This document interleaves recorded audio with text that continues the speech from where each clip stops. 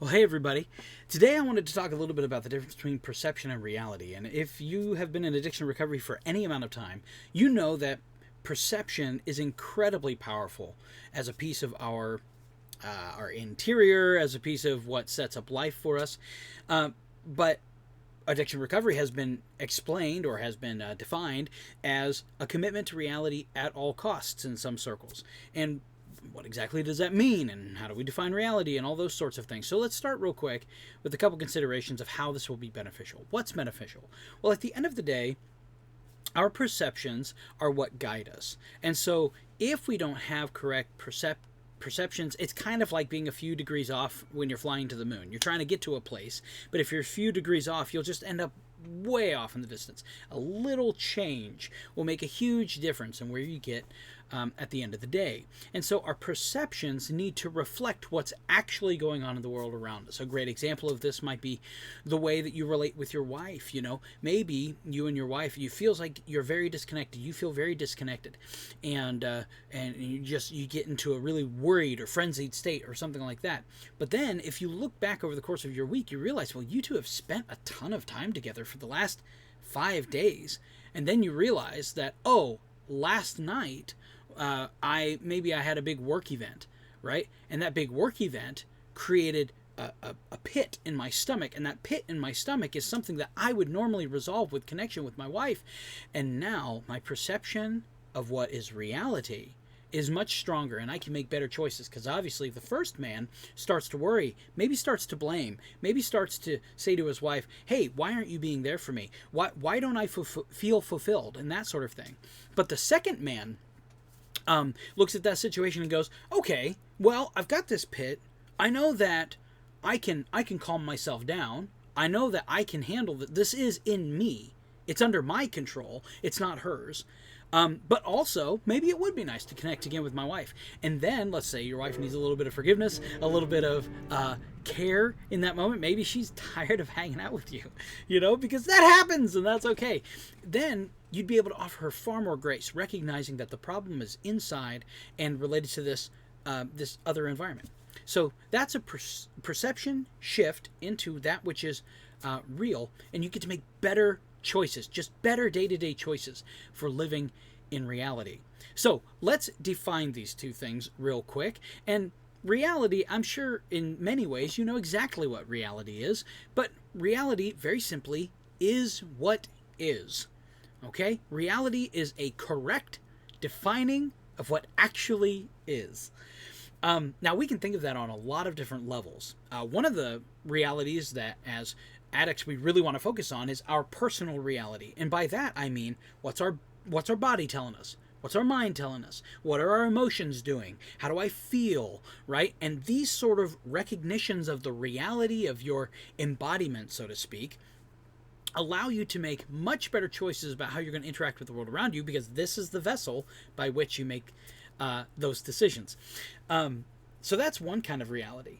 The next kind of reality might be a broader picture, which is like, okay, what is the reality of my ability to control my environment? A lot of times, addiction recovery is connected, or addiction is connected to that element of control. So accepting reality might look like just very simply saying, I am not in control. And people who have been in addiction recovery for very long, they'll tell you this. It's like control is one of the first things we got to get rid of.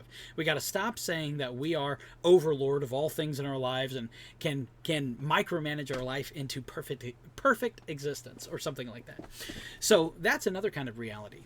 What I would say the quest is to find out what is distorted in my reality that is affecting me right now practically, and then to address reforming that. Now, I believe that a lot of that is done in bringing the reality of God, His sovereignty, Jesus Christ, and their forgiving reality, their grace reality, the redemptive reality into play.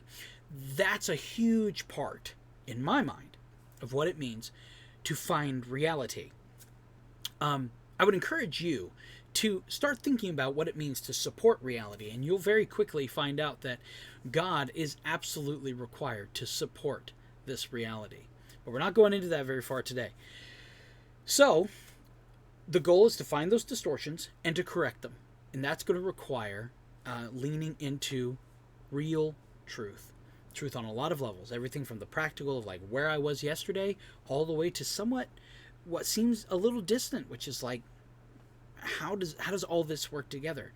And depending on that which is causing distress, you address, what you find. So that's reality. That which is. But what is perception?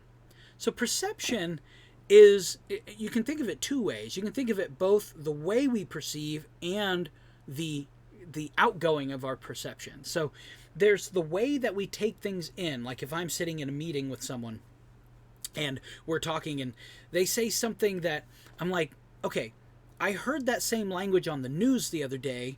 Are they telling me that they support that political position over there? Right?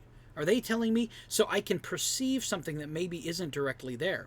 And I'm sure that I'm sure you know immediately when I say that can be very dangerous, right? Reading beyond things and that sort of thing. As a matter of fact, if I could give you any advice on communication, I would go straight biblical here. Let your yes be yes and your no be no.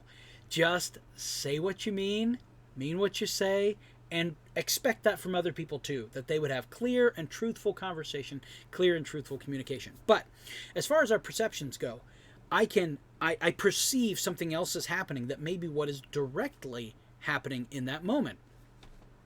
So my perception in that sense is my ability to receive and define what I'm receiving. So something comes at me, I take it and I plug it into my brain, I put it in its categories, and I move on. Now, obviously, that can create a lot of different contexts for us, or a lot of different natural responses. Like, if somebody pulls a gun out in front of me, I might go, ah, right? And I'm going to get nervous, and I will have reactions to that because that gets categorized in a certain place. If somebody pulls out a box of chocolates, I might have a very different response to that. My perception of the first might be inherently danger, even if the person is very trustworthy with that weapon. And my inherent response to the chocolates might be that there's no danger. This is a sign of love, but we all know they could be poisoned, right? The reality is perception is how I naturally take those things and categorize them. And then perception is how I respond to how I've added those up. So that's the other side of the coin. If I say, or if I go out and begin interacting with that person with the chocolates, if I engage with them and I go, hey, can I have one? Or something like that, I have used my perception as a groundswell for making that decision, right? So what's the problem with having off perceptions? Well, I might get poisoned by chocolates. Or I might not hide behind the guy with the gun when the bear's coming, right?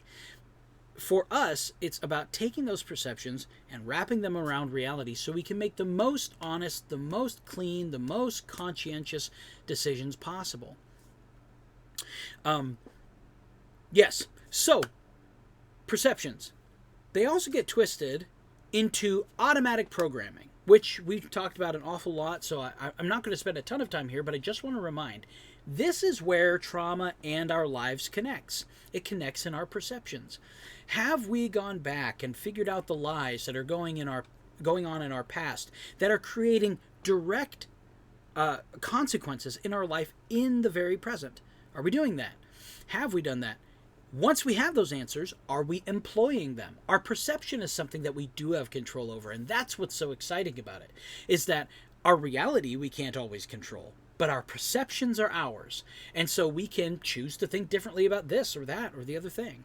And we can choose when those bodily responses come up, those emotional responses, whatever it is, whether it be just, physical feelings in the body or whether it's your emotions or that sort of thing. When those come up, we can choose to lay a perception over the top of it. Now, it's very important. I will say this. It's very important that when you lay a perception over something intentionally and you're trying to change another perception, you need to really know why you believe that thing. You need to really know why that perception is true, because the reality of what was already programmed will fight against that. it'll say, but what about this? But what about this? But what about this? And it'll chop the legs out from underneath that perception. And so I just want to encourage you that when you develop, like, Scripture says to take every thought captive to Christ, right? When we develop a truth statement to apply against a faulty perception, it's really important that we really know why that's true. Like, we really get it. And that's why so often it's so great to have like an anchor in Scripture where it's like, nope, Christ said this. Because what happens if we don't have an external source of authority? What happens? Well, it's just me arguing against myself, and both sides are equally as authoritative. And if this side can punch holes in that side, it will win. So instead, we lean on the authority of Christ, who, gave us the ability to be free by his law, which is pretty exciting. Okay, I hope that all makes sense. If you guys have any questions or comments about that, you want to talk about reality or perception or go deeper or that sort of thing, I know this has been kind of a 30,000 foot glance over. If you want to do that, feel free to make comments down below, like and subscribe and all that stuff. I hope I can continue to bring content like this to you and to others who need it. And yeah, if you want to get a hold of me, please do. I'd love to talk with you, even do a discovery call if you're someone who needs a counseling session. Let's go, man. Let's learn about this. Let's do some real work on what it means to get rid of addiction so that we can glorify God. Until then, just remember, you are loved. I'll see you later.